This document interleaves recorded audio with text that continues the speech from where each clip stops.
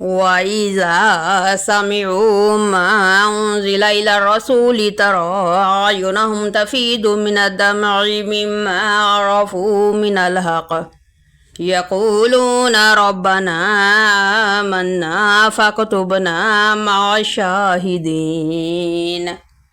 وما لنا لا نؤمن بالله وما جاءنا من الحق ونطمع أن يدخلنا ربنا مع القوم الصالحين فأصابهم الله بما قالوا جنات تجري من تحتها الأنهار خالدين فيها وذلك جزاء المحسنين والذين كفروا وكذبوا بآياتنا أولئك أصحاب الجحيم يا أيها الذين آمنوا لا تحرموا طيبات ما أحل الله لكم ولا تعتدوا إن الله لا يحب المعتدين وكلوا مما رزقكم الله حلالا طيبا واتقوا الله الذي أنتم به مؤمنون لا يؤاخذكم الله باللغو في أيمانكم ولكن يؤاخذكم بما عقدتم الأيمان فكفارته إطعام 10 مساكين من أوسط ما تطعمون أهليكم أو كسوتكم أو تحرير رقبة فمن لم يجد فصيام 3 أيام ذلك كفارة أيمانكم إذا حلفتم واحفظوا أيمانكم كذلك يبين الله لكم آياته لعلكم تشكرون يا أيها الذين آمنوا إنما الخمر والميسر والأنصاب والأزلام رجس من عمل الشيطان فاجتنبوه لعلكم تفلحون إنما يريد الشيطان أن يوقع بينكم العداوة والبغضاء في الخمر والميسر ويصدكم عن ذكر الله وعن الصلاة فهل أنتم منتهون وأطيعوا الله وأطيعوا الرسول فاحذروا فإن توليتم فاعلموا أنما على رسولنا البلاغ المبين ليس على الذين آمنوا وعملوا الصالحات جناح فيما طعموا إذا ما اتقوا وآمنوا وعملوا الصالحات ثم اتقوا وآمنوا ثم اتقوا وأحسنوا والله يحب المحسنين يا أيها الذين آمنوا ليبلونكم الله بشيء من الصيد تناله أيديكم ورماحكم وليعلم الله من يخافه بالغيب فمن يعتدى بعد ذلك فله عذاب أليم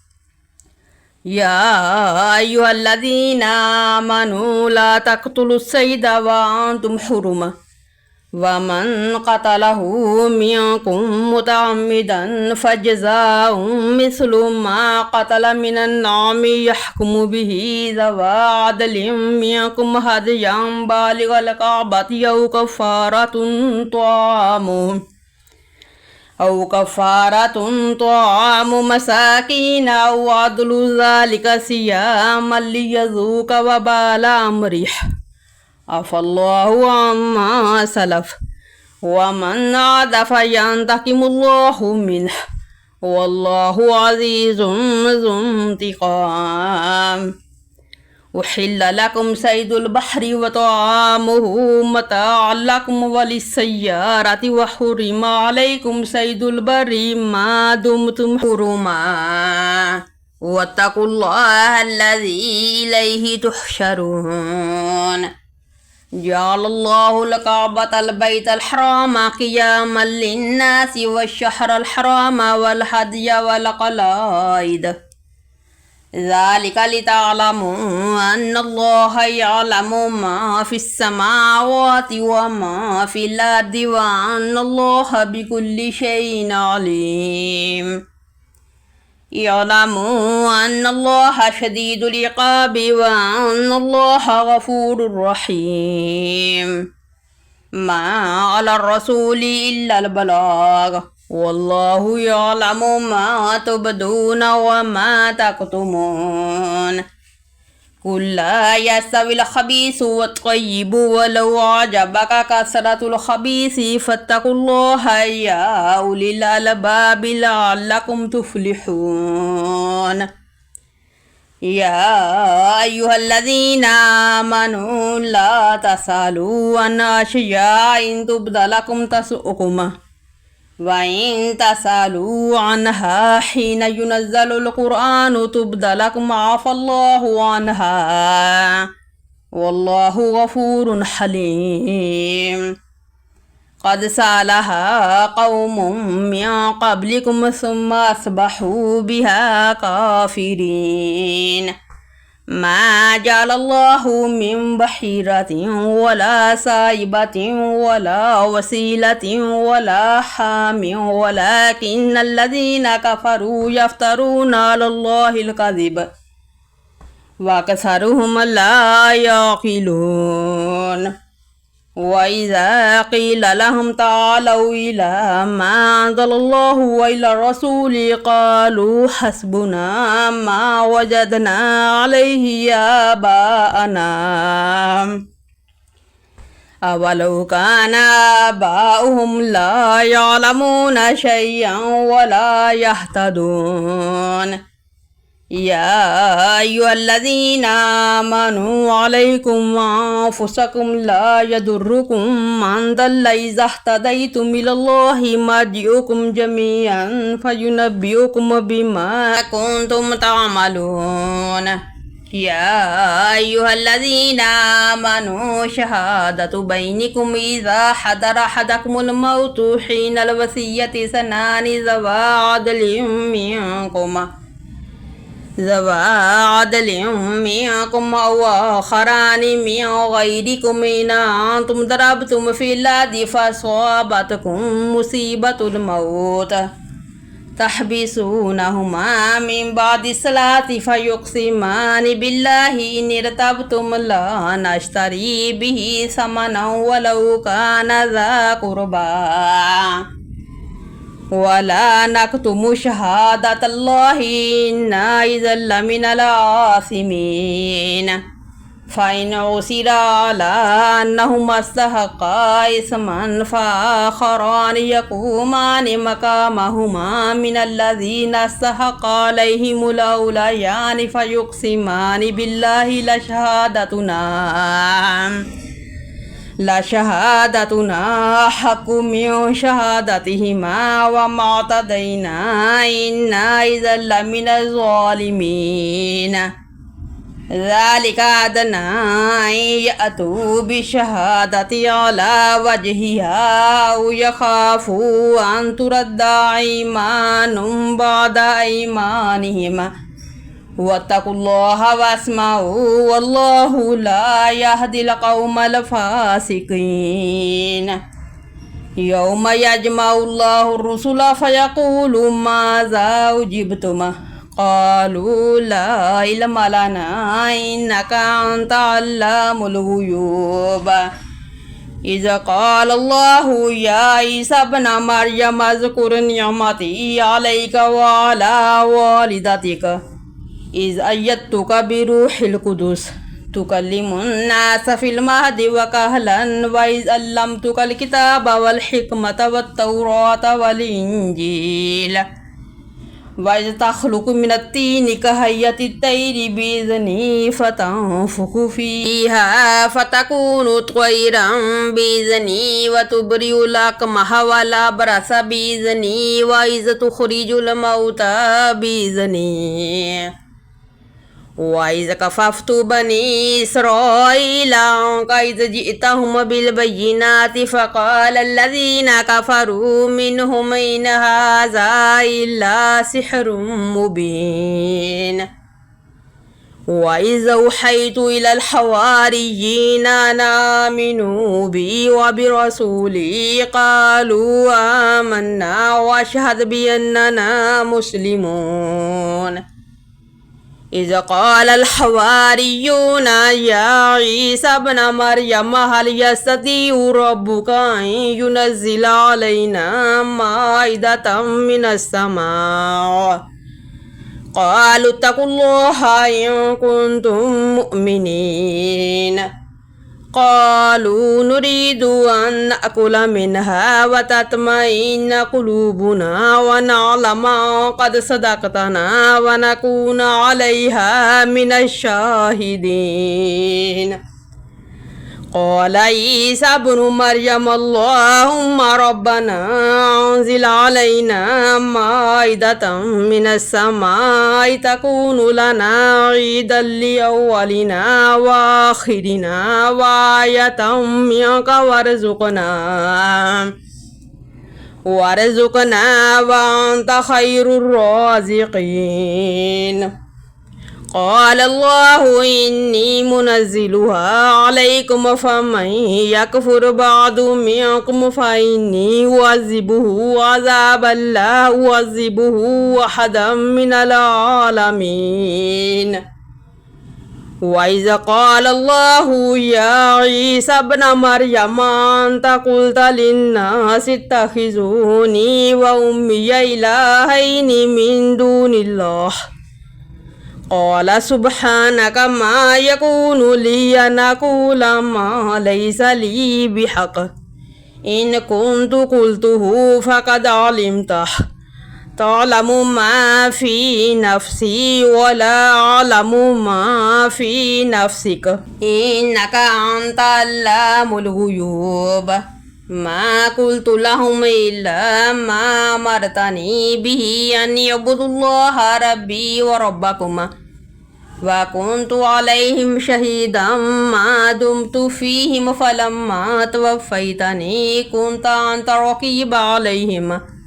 وأنت على كل شيء شهيد إن تعذبهم فإنهم عبادك وإن تغفر لهم فإنك أنت العزيز الحكيم قال الله هذا يوم ينفع الصادقين صدقهم لهم جنات تجري من تحتها الأنهار خالدين فيها أبدا رضي الله عنهم ورضوا عنه ذلك الفوز العظيم لله ملك السماوات والأرض وما فيهن وهو على كل شيء قدير بسم الله الرحمن الرحيم الحمد لله الذي خلق السماوات والأرض وجعل الظلمات والنور ثم الذين كفروا بربهم يعدلون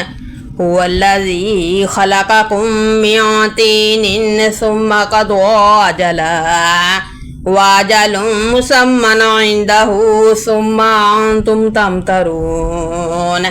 وهو الله في السماوات وفي الأرض يعلم سرهم وجهرهم ويعلم ما تكسبون وما تأتيهم من آية من آيات ربهم إلا كانوا عنها معرضين فقد كذبوا بالحق لما جاءهم فسوف يأتيهم أنباء ما كانوا به يستهزئون ألم يروا كم أهلكنا من قبلهم من قرن مكناهم في الأرض ما لم نمكن لكم وأرسلنا السماء عليهم مدرارا وجعلنا الأنهار تجري من تحتهم فأهلكناهم بذنوبهم وأنشأنا من بعدهم قرنا آخرين ولو نزلنا عليك كتابا في قرطاس فلمسوه بأيديهم لقال الذين كفروا إن هذا إلا سحر مبين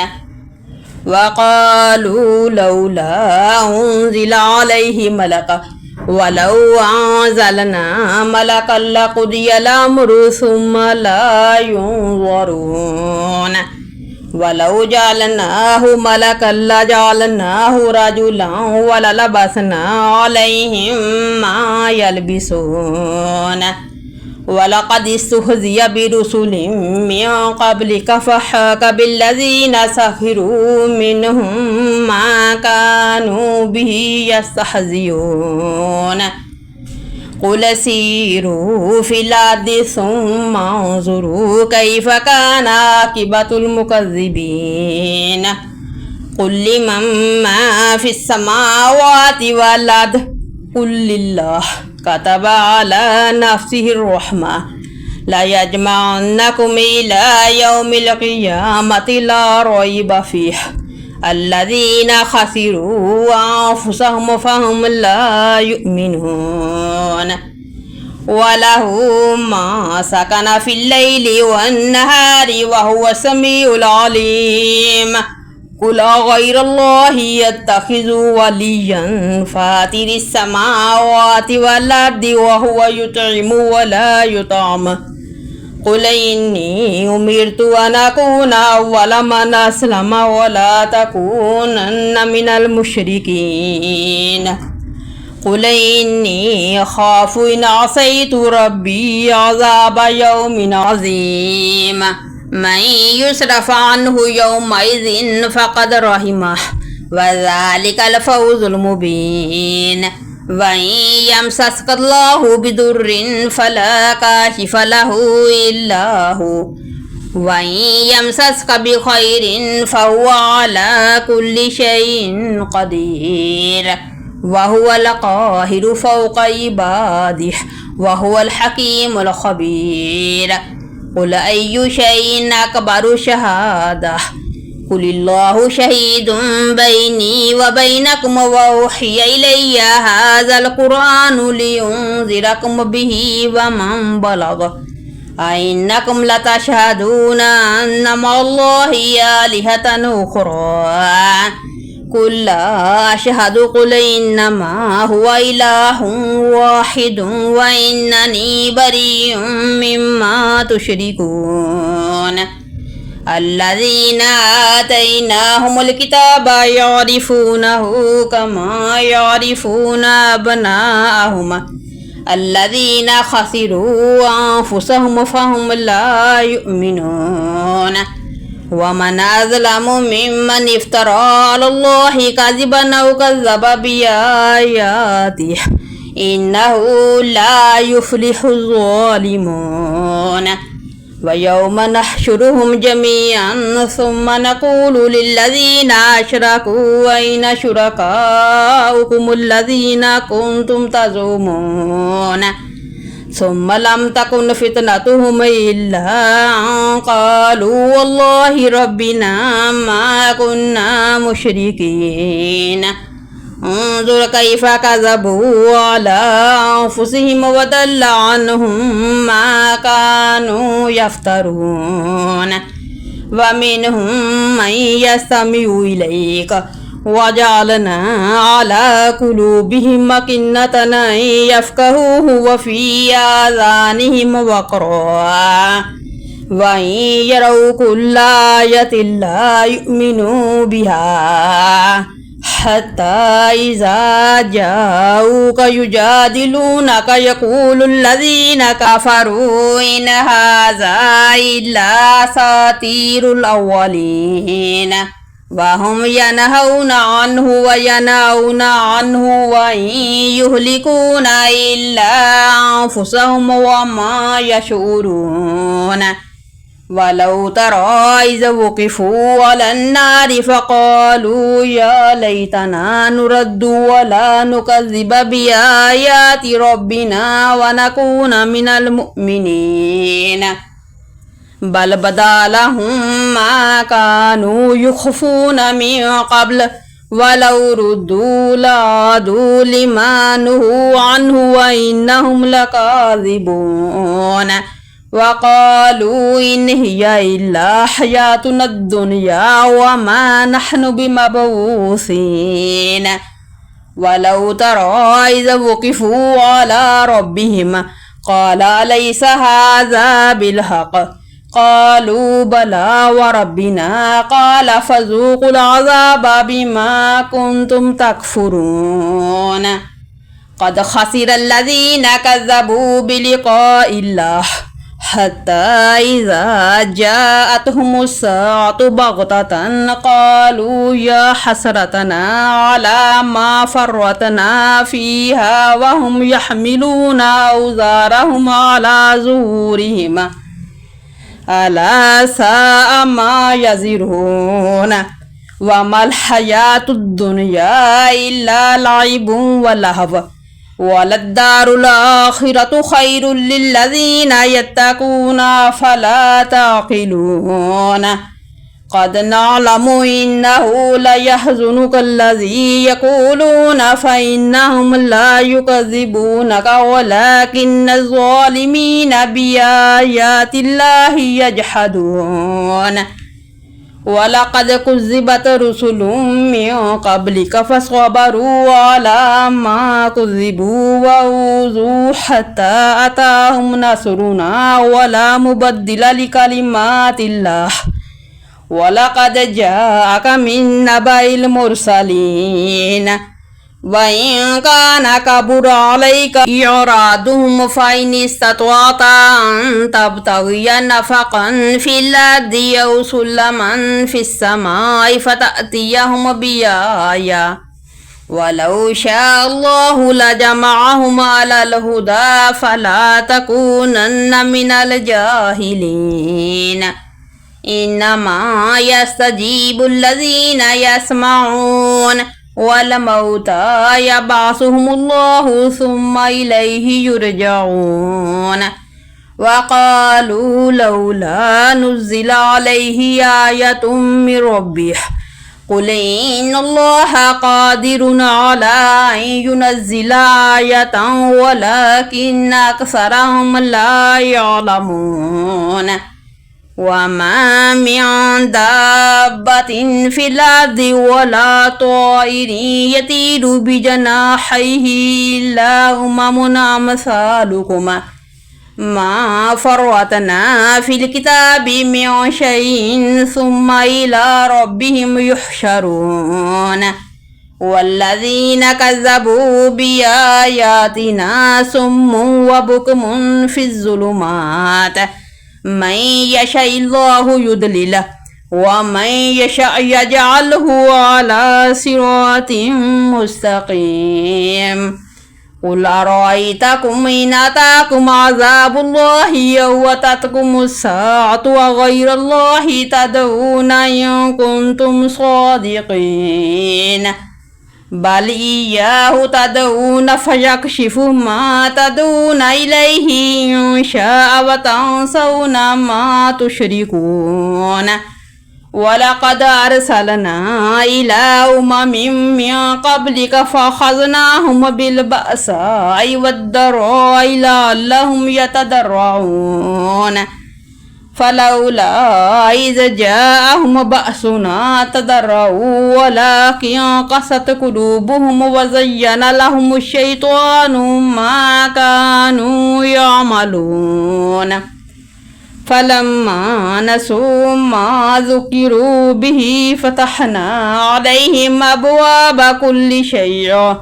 حتى إذا فرحوا بما أوتوا وأخذناهم بغتة فإذا هم مبلسون فقضي دابر القوم الذين ظلموا والحمد لله رب العالمين قل أرأيتم إن أخذ الله سمعكم وأبصاركم وختم على قلوبكم من إله غير الله يأتيكم به انظر كيف نصرف الآيات ثم هم يصدفون قل أرأيتكم إن أتاكم عذاب الله بغتة أو جهرة هل يهلك إلا القوم الظالمون وما نرسل المرسلين إلا مبشرين ومنذرين فمن آمن وأصلح فلا خوف عليهم ولا هم يحزنون والذين كذبوا بآياتنا يمسهم العذاب بما كانوا يفسقون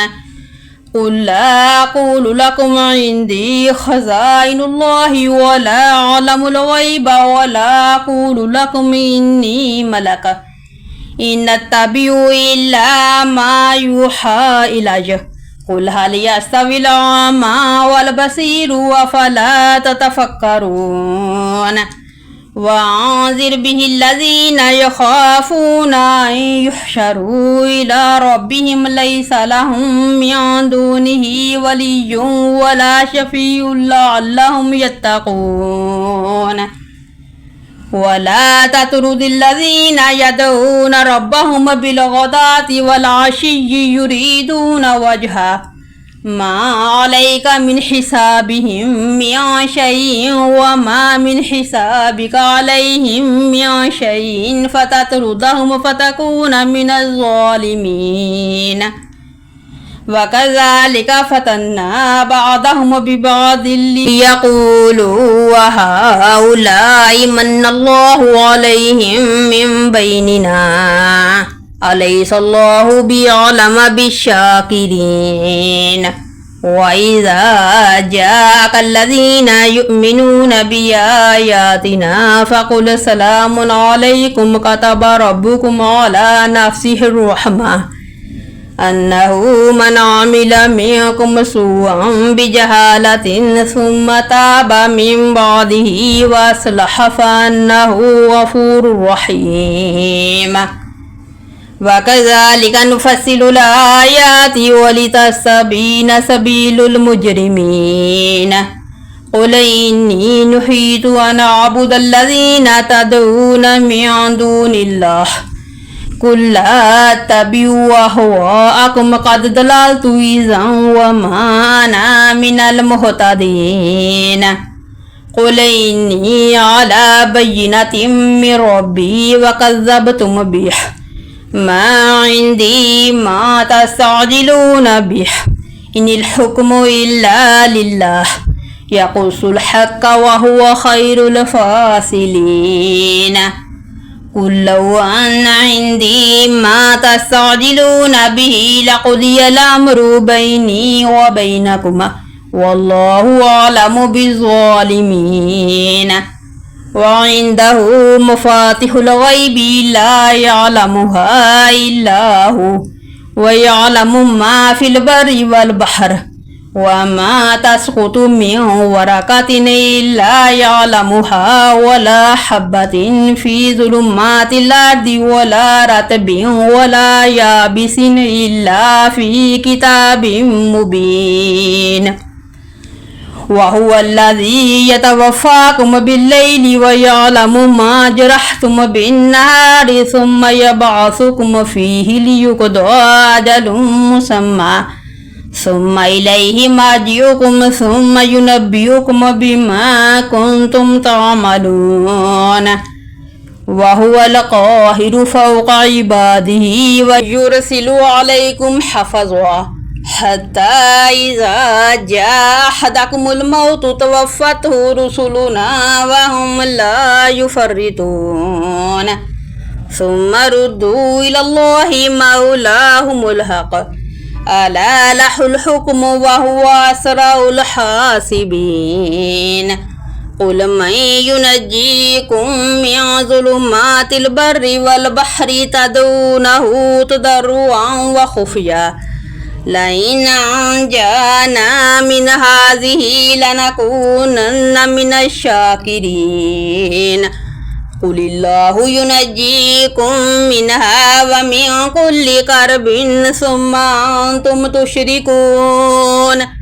قل هو القادر على أن يبعث عليكم عذابا من فوقكم أو من تحت أرجلكم أو يلبسكم شيعا ويذيق بعضكم بأس بعض انظر كيف نصرف الآيات لعلهم يفقهون وكذب به قومك وهو الحق قل لست عليكم بوكيل لكل نبأ مستقر وسوف تعلمون وإذا رأيت الذين يخوضون في آياتنا فأعرض عنهم حتى يخوضوا في حديث غيره وإما ينسينك الشيطان فلا تقعد بعد الذكرى مع القوم الظالمين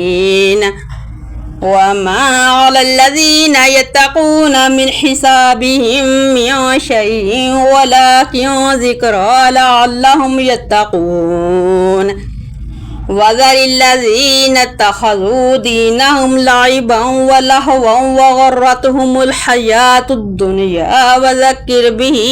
أن تبصل نفس بما كسبت ليس لها من دون الله ولي ولا شفيع وإن تعدل كل عدل لا يؤخذ منها أولئك الذين أبسلوا بما كسبوا لهم شراب من حميم وعذاب أليم بما كانوا يكفرون قل أندعو من دون الله ما لا ينفعنا ولا يضرنا ونرد على عقابنا بعد إذ هدانا الله كالذي استهوته الشياطين في الأرض حيران له أصحاب يدعونه إلى الهدى ائتنا قل إن هدى الله هو الهدى وأمرنا لنسلم لرب العالمين وأن أقيموا الصلاة واتقوه وهو الذي إليه تحشرون وهو الذي خلق السماوات والأرض بالحق ويوم يقول كن فيكون قوله الحق وله الملك يوم ينفخ في الصور عالم الغيب والشهادة وهو الحكيم الخبير وإذا قال إبراهيم لأبيه آزر تتخذ أصناما آلهة إني أراك وقومك في ضلال مبين وكذلك نري إبراهيم ملكوت السماوات والأرض وليكون من الموقنين فلما جن عليه الليل رأى كوكبا قال هذا ربي فلما أفل قال لا أحب الآفلين فلما رأى القمر بازغا قال هذا ربي فلما أفل قال لئن لم يهدني ربي لأكونن من القوم الضالين فلما رأى الشمس بازغة قال هذا ربي هذا أكبر فلما أفلت قال يا قوم إني بريء مما تشركون إني وجهت وجهي للذي فطر السماوات والأرض حنيفا وما أنا من المشركين. وحاجه قومه قال تحاجوني في الله وقد هدان ولا أخاف ما تشركون به إلا أن يشاء ربي شيئا وسع ربي كل شيء علما أفلا تتذكرون. وكيف أخاف ما أشركتم ولا تخافون أنكم أشركتم بالله ما لم ينزل به عليكم سلطانا فأي الفريقين يحق بالأمن إن كنتم تعلمون. الذين آمنوا ولم يلبسوا إيمانهم بظلم أولئك لهم الأمن وهم مهتدون. وتلك حجتنا آتيناها إبراهيم على قومه نرفع درجات من نشاء إن ربك حكيم عليم. ووهبنا له إسحاق ويعقوب كلا هدينا ونوحا هدينا من قبل ومن ذريته داود وسليمان وأيوب ويوسف وموسى وهارون وكذلك نجزي المحسنين. وزكريا ويحيى وعيسى وإلياس كل من الصالحين. وإسماعيل واليسع ويونس ولوطا وكلا فضلنا على العالمين. ومن آبائهم وذرياتهم وإخوانهم واجتبيناهم وهديناهم إلى صراط مستقيم. ذلك هدى الله يهدي به من يشاء من عباده ولو أشركوا لحبط عنهم ما كانوا يعملون. أولئك الذين آتيناهم الكتاب والحكم والنبوة فإن يكفر بها هؤلاء فقد وكلنا بها قوما ليسوا بها بكافرين. أولئك الذين هدى الله فبهداه مقتدح. قل لا أسألكم عليه أجرا إن هو إلا ذكرى للعالمين. وما قدر الله حق قدره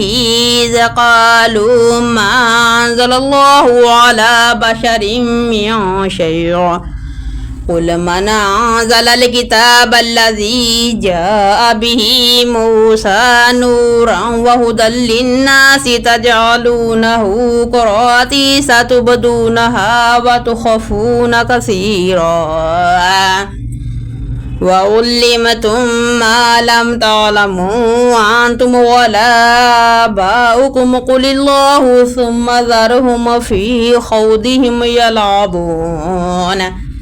وهذا كتاب أنزلناه مبارك مصدق الذي بين يديه ولتنذر أم القرى ومن حولها.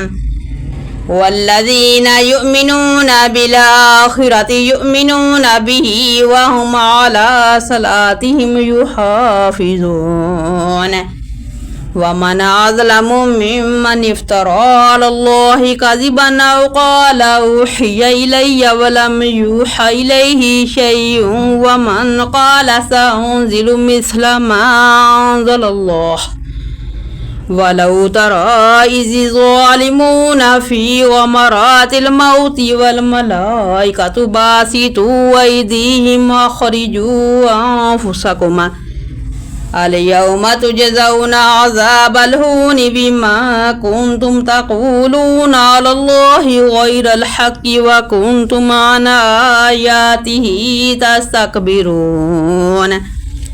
ولقد جئتمونا فرادا كما خلقناكم أول مرة وتركتم ما خولناكم وراء ظهوركم وما نرى معكم شفاءكم الذين زعمتم أنهم فيكم شركاء لقد تقطع بينكم وضل عنكم ما كنتم تزعمون إن الله فالق الحب والنوى يخرج الحي من الميت ومخرج الميت من الحي ذلكم الله فأنى تؤفكون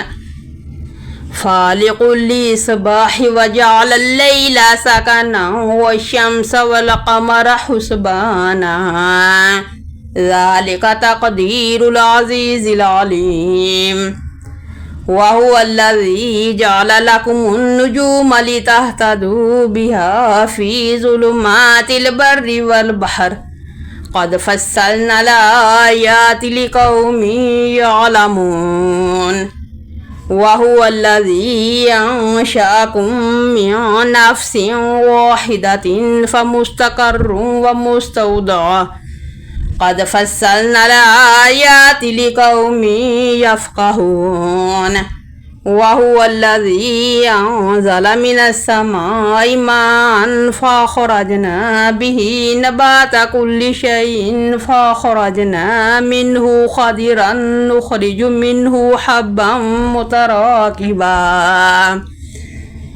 ومن النخل من طلعها قنوان دانية وجنات من عناب والزيتون والرمان متشابها وغير متشابه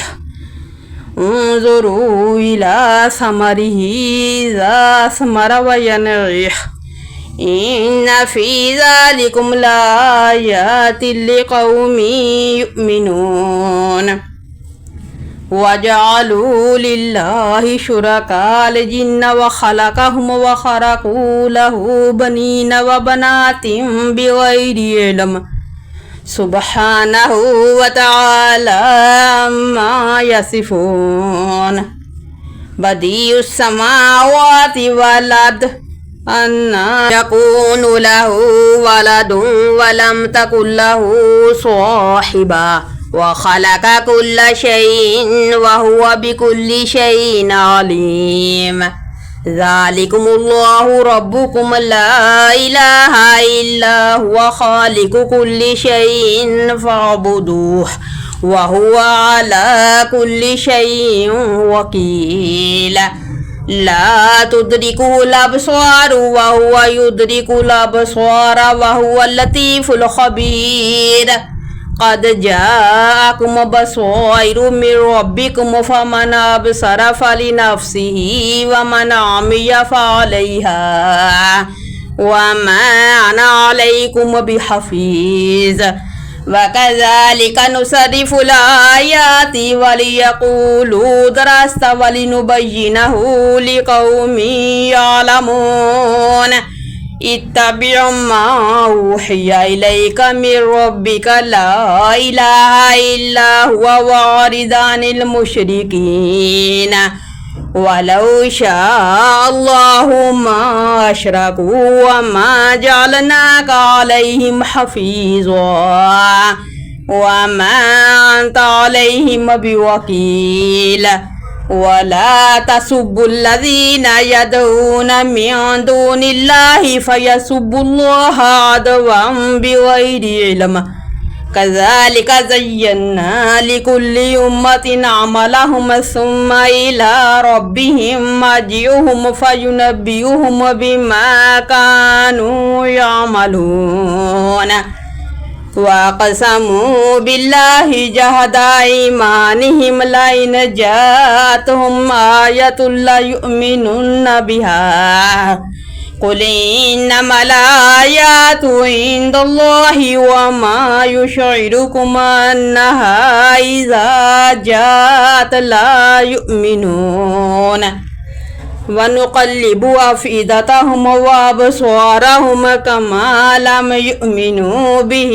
أول مرة ونذرهم في طغيانهم يعمهون